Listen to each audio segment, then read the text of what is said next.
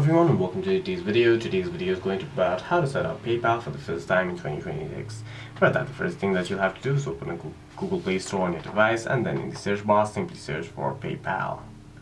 You can then hit go or enter on your keyboard and then hit install right next to PayPal.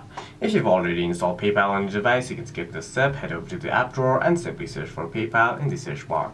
Open up PayPal on your device, after which you can either sign up or log in. If you already have an account, hit login or else hit sign up. For now, we're going to be tapping on sign up.